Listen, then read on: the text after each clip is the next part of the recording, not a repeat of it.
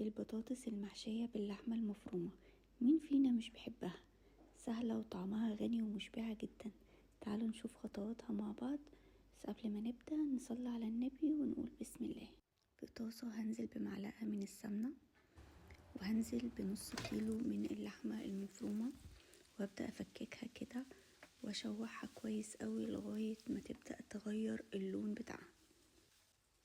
في الوقت ده هكون مقطعة بصلتين وسط، هنزل بيهم على اللحمة وهفضل اقلب كده. هضيف لهم الملح والفلفل الاسود وبابريكا ورقتين من اللورا ومكعب مرقة، هيكون اختياري براحتك، عايزة تضيفيه اوكي، مش عايزة برضو عادي. هقلب كده شوية وبعد كده هبشر جزرتين وهضيفهم على الخليط ده. ممكن جدا تكتفي خلاص باللحمة والبصل وما تضيفيش الجزر، وممكن تضيفي فلفل او بسلة، اي نوع خضار تاني انت تحبيه. اول ما خلاص كده تشرب ميتها خالص بتكون جاهزة معانا. خلاص هنخليها على جنب ونبدأ نعمل الصلصة.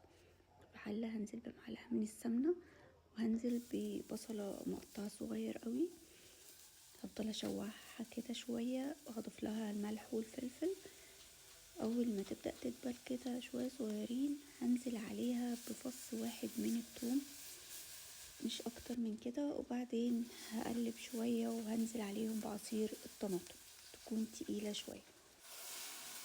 هضيف شوية بابريكا عشان اللون وفلفل اسود، ربع معلقة صغيرة من الكزبرة الناشفة وبصل باودر وقطن باودر.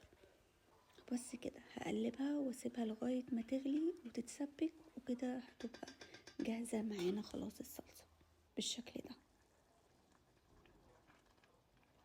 خلاص هنركنها بقى ونجيب البطاطس اللي هنجيبها تكون حجمها صغير كده، من صغير لوسط، ما تكونش كبيرة قوي. هنبدأ بقى نشيل الجزء كده من فوق ونقورها بالمقورة، عادي جدا هتقور بكل سهولة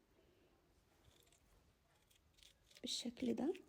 نفضل نقور فيها، نحاول على قدر الامكان نخليها رقيقة شوية علشان ما تبقاش تحس ان البطاطس كتير واللحمة قليلة. خلاص كده بعد ما قورناها كلها شايفين. وما ننساش الجزء اللي بنطلعه من البطاطس انا هخليه في شوية مية لاني هستغله برضو، احنا مش هنرميه. البطاطس بناخد منها شريحة كده من تحت بحيث انك تقدري توقفيها كده في الصينية بكل سهولة. هنجيب البطاطس هنشوحها كده شوية في الزيت، وممكن جدا تحطيها من غير ما تشوحيها في الزيت، بس دي بتديها شوية لون لما بتستوي. لكن عادي برضو ممكن تحطيها على طول في الصينية نية من غير ما تقليها. هجيب اللي طلعته من البطاطس هرصه كده في الصينية من تحت، وهنزل عليه بمعلقتين كده من الصلصة. اول خلاص ما البطاطس تكون بردت معاكي واللحمة كمان باردة، تبدأي تحشي البطاطس باللحمة المفرومة دي، هتتحشي معاكي كده بكل سهولة.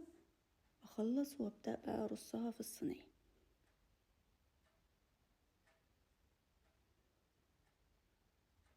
خلاص كده هرصهم كده وهنزل عليهم بمعلقتين من الصلصة اللي احنا سبكناها، وهدخلهم فرن سخن على درجة حرارة 200، بتاخد معاكي 40 دقيقة وتكون جاهزة بالشكل ده.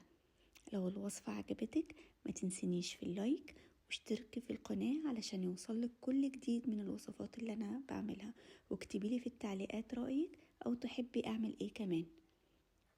وبالهنا والشفا.